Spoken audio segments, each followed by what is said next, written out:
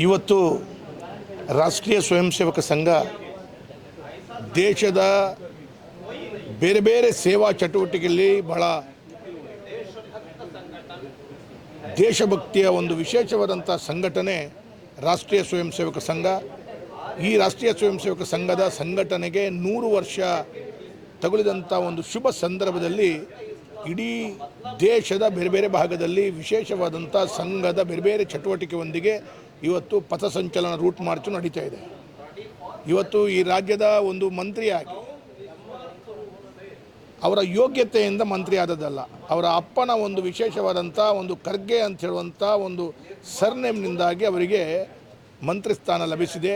ಇಂಥ ಒಂದು ಸಂದರ್ಭದಲ್ಲಿ ಒಂದು ಪ್ರಿಯಾಂಕಾ ಖರ್ಗೆ ಅವರು ರಾಷ್ಟ್ರೀಯ ಸ್ವಯಂ ಸೇವಕ ಸಂಘದ ಬಗ್ಗೆ ಒಂದು ಬಹಳ ತಮ್ಮ ಕೀಳುಮಟ್ಟದ ಮಾನಸಿಕತೆಯಿಂದ ಮಾತನಾಡಿದ್ದನ್ನು ನಾನು ಖಂಡಿಸ್ತೇನೆ ಮತ್ತು ಅವರು RSSನ ಬಗ್ಗೆ ಸರಿಯಾಗಿ ತಿಳ್ಕೊಳ್ಬೇಕಾದಂಥ ಮಾನಸಿಕತೆಯನ್ನು ಬೆಳೆಸ್ಕೊಳ್ಬೇಕು ಅಂಥೇಳಿ ನಾನು ಹೇಳಲಿಕ್ಕೆ ಬಯಸ್ತಾ ಇದ್ದೇನೆ. ಇವತ್ತು ನಾನು ಒಂದು ಮಾತನ್ನು ಈ ಸಂದರ್ಭದಲ್ಲಿ ಹೇಳಬೇಕು. 1962ರಲ್ಲಿ ಚೀನಾ ಯುದ್ಧದ ಸಂದರ್ಭದಲ್ಲಿ ರಾಷ್ಟ್ರೀಯ ಸ್ವಯಂ ಸೇವಕ ಸಂಘದ ಕೊಡುಗೆಗಾಗಿ ಅಂದಿನ ಪ್ರಧಾನಮಂತ್ರಿ ಮಾನ್ಯ ನೆಹರು ಅವರು ಯಾವ ರೀತಿಯ ಗೌರವವನ್ನು ರಾಷ್ಟ್ರೀಯ ಸ್ವಯಂ ಸೇವಕ ಸಂಘಕ್ಕೆ ಕೊಟ್ಟರು.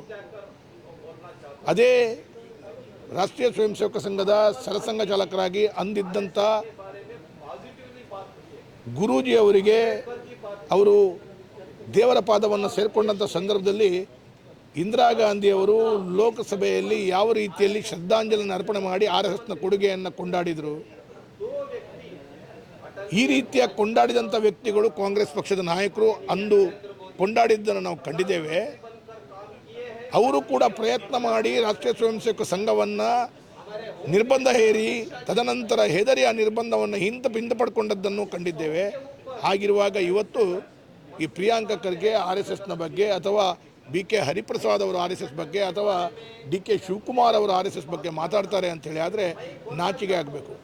RSSನವರು ಮಾಡಿದಂಥ ಕೊಡುಗೆ ಸೇವೆ ಕಳೆದ ಇಷ್ಟು ವರ್ಷಗಳಲ್ಲಿ ಕಾಂಗ್ರೆಸ್ನ ಯಾವುದೇ ಒಂದು ಪರಿವಾರ ಮಾಡಿದೆಯೋ ಅಂಥೇಳಿ ತಿಳ್ಕೊಳ್ಬೇಕು.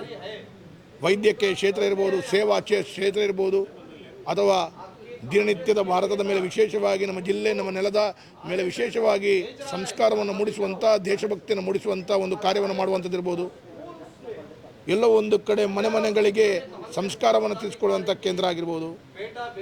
ಹಾಗೆ ಈ ರೀತಿಯ ಎಲ್ಲ ಕೊಡುಗೆಗಳನ್ನು ಸಂಘ RSS ನಿರಂತರವಾಗಿ ಕಳೆದ 100 ವರ್ಷಗಳಿಂದ ಮಾಡ್ತಾ ಇರುವಂಥ ಸಂದರ್ಭವನ್ನು ಅವರು ಅಭಿನಂದನೆಯನ್ನು ಕೊಡೋದು ಬಿಟ್ಟು ಈ ರೀತಿಯ ಮಾತನಾಡ್ತಾರೆ ಅಂತ ಹೇಳಿದ್ರೆ ಕೇವಲ ಮುಸ್ಲಿಮರಿಗೆ ಓಲೈಕೆ ಮಾಡಿಕೊಂಡು ಮುಸ್ಲಿಮರಿಗೆ ತೃಪ್ತಿಪಡಿಸುವಂಥದ್ದು ಮತ್ತು ಕೇಂದ್ರ ರಾಜ್ಯದ ಈ ದೇಶದ ರಾಹುಲ್ ಗಾಂಧಿಗೆ ತೃಪ್ತಿಪಡಿಸುವಂಥ ಕಾರ್ಯ ಈ ಮುಖಾಂತರ ಮಾಡ್ತಾ ಇದ್ದಾರಂತೆ ನಾನು ಹೇಳಲಿಕ್ಕೆ ಬಯಸ್ತಾ ಇದ್ದೇನೆ. ಹಾಗಾಗಿ ಪ್ರಿಯಾಂಕಾ ಖರ್ಗೆ ಅವರಿಗೆ ಅವರು RSSಗೆ ಹಣ ಎಲ್ಲಿಂದ ಬರುತ್ತೆ, RSSಗೆ ಅವರು ರಿಜಿಸ್ಟರ್ ಮಾಡಿದಾರಾ, ಈ ರೀತಿಯ ಅಲ್ಲಸಲ್ಲದ ಪ್ರಶ್ನೆಗಳನ್ನು ಕೇಳ್ತಾರೆ. ಇವ್ರು ಯಾರಿಗೆ ಕೇಳಲಿಕ್ಕೆ, ಈ ಪ್ರಶ್ನೆಯನ್ನು ಹಾಕಲಿಕ್ಕೆ ಇವ್ರು ಯಾರು? ಇವರಿಗೆ ಅದರ ಬಗ್ಗೆ ತಿಳ್ಕೊಳ್ಬೇಕು ಅಂತ ಹೇಳಿದ್ರೆ ಬನ್ನಿ ರಾಷ್ಟ್ರೀಯ ಸ್ವಯಂ ಸೇವಕ ಸಂಘದ ಶಾಖೆಗೆ ಬರಲಿ. ವರ್ಷಂಪ್ರತಿ ನಡೆಯುವಂಥ ಉತ್ಸವ ಇತ್ಯಾದಿಗಳಲ್ಲಿ ಗುರುದಕ್ಷಿಣ ಮತ್ತು ಇನ್ನಿತರ ಉತ್ಸವಗಳಲ್ಲಿ ಯಾವ ರೀತಿಯಲ್ಲಿ ಮನೆಯಿಂದ ಕಷ್ಟ ಇದ್ದರೂ ಕೂಡ ಯಾವ ರೀತಿಯಲ್ಲಿ ಗುರುದಕ್ಷಿಣದಲ್ಲಿ ಆ ಸ್ವಯಂ ಸೇವಕರು ಅರ್ಪಣೆಯನ್ನು ಮಾಡ್ತಾರೆ, ಸೇವಾ ಕಾರ್ಯವನ್ನು ಮೆಚ್ಚಿ ಯಾವ ರೀತಿಯಲ್ಲಿ ಯಾರು ಕೊಡ್ತಾರೆ, ಎಲ್ಲ ಲೆಕ್ಕಾಚಾರಗಳು ಅವ್ರು ಬಂದರೆ ಅವ್ರಿಗೆ ಗೊತ್ತಾಗುತ್ತೆ, ತಿಳಿಯುತ್ತೆ.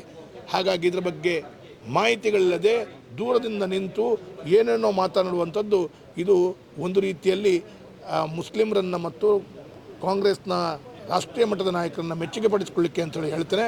ಹಾಗಾಗಿ ನೀವಲ್ಲ, ಇನ್ನು 10 ತಲೆಮಾರು ಬಂದರೂ ಕೂಡ ಕಾಂಗ್ರೆಸ್ನ ನಾಯಕರುಗಳು ಬಂದರೂ ಕೂಡ ರಾಷ್ಟ್ರೀಯ ಸ್ವಯಂ ಸೇವಕ ಸಂಘವನ್ನು ನಾವು ಅದನ್ನು ಅವರು ನಿಲ್ಲಿಸಲಿಕ್ಕೆ ಅಥವಾ ನಿರ್ಬಂಧ ಇರಲಿಕ್ಕಾಗಲ್ಲ. ನಾನು ಕೂಡ ಗಣವೇಶ ಹಾಕಿ ಪಥಸಂಚಲನಕ್ಕೆ ನಿನ್ನೆ ಹೋಗಿದ್ದೇನೆ, ಇನ್ನು ಮುಂದೂ ಹೋಗ್ತೇನೆ. ತಾಕತ್ತಿದ್ರೆ ತಡೀರಿ ಅಂತೇಳುವಂಥ ಮಾತನ್ನು ಈ ಸಂದರ್ಭದಲ್ಲಿ ಹೇಳಿ ಬಯಸ್ತೇನೆ. ಅವರ ಸಂಸ್ಕೃತಿಗಳು ಇದರಲ್ಲಿ ತೋರುತ್ತೆ.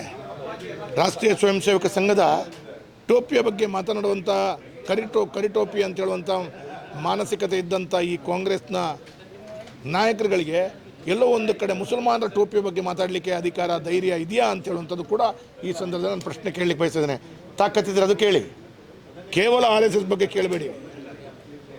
ಹಾಗಾಗಿ RSS ಅಂತ ಹೇಳಿದ್ರೆ ನಾನಿವತ್ತು ಇಡೀ ರಾಜ್ಯದ ದೇಶದ ಎಲ್ಲ ಭಾಗಗಳಲ್ಲಿ ಕೇಳ್ತೇನೆ, ಇವತ್ತಿನ ತನಕ RSS ಎಲ್ಲಾದರೂ ಒಂದು ಕಡೆ ದೇಶ ವಿರೋಧಿಯಾದಂಥ ಚಟುವಟಿಕೆ ಮಾಡಿದ್ಯಾ?